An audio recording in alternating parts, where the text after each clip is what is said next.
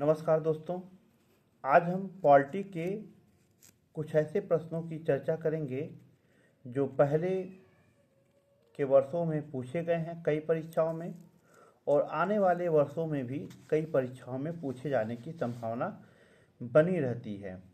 तो इन प्रश्नों को ध्यान से सुनिएगा और अपनी कॉपी में नोट भी कर लीजिएगा। तो पहले सुन लीजिए, फिर नोट करिएगा और उत्तर भी दीजिएगा साथ साथ में।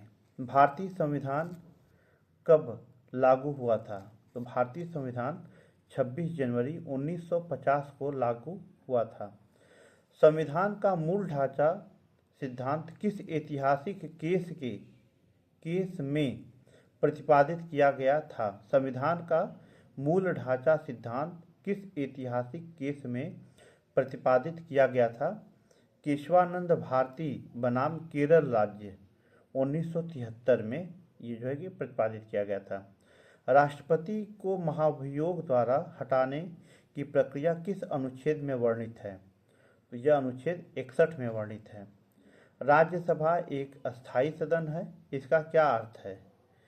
यह कभी भंग नहीं होती है, केवल 1/3 सदस्य हर 2 साल में सेवानिवृत्त होते हैं। अनुच्छेद 32 को संविधान में क्या कहा गया है? अनुच्छेद 32 को मौलिक अधिकारों का संरक्षक कहा गया है।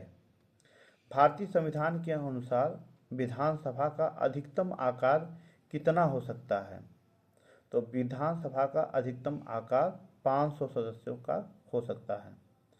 समान वेतन समान कार्य का सिद्धांत किस अनुच्छेद में वर्णित है? अनुच्छेद 39D में यह वर्णित है कि समान वेतन समान कार्य। भारतीय गणराज्य शब्द संविधान की किस प्रस्तावना में प्रयुक्त हुआ है?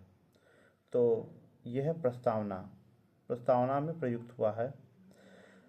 संसद का शीतकालीन सत्र सामान्यतः किस महीने में प्रारंभ होता है? तो संसद का शीतकालीन सत्र जो है सामान्यतः नवंबर माह में प्रारंभ होता है। संविधान के मौलिक कर्तव्यों की संकल्पना किस समिति की सिफारिश पर जोड़ी गई थी? तो सरदार स्वर्ण सिंह समिति के सिफारिश पर संविधान के मौलिक कर्तव्यों की संकल्पना को जोड़ी गई थी।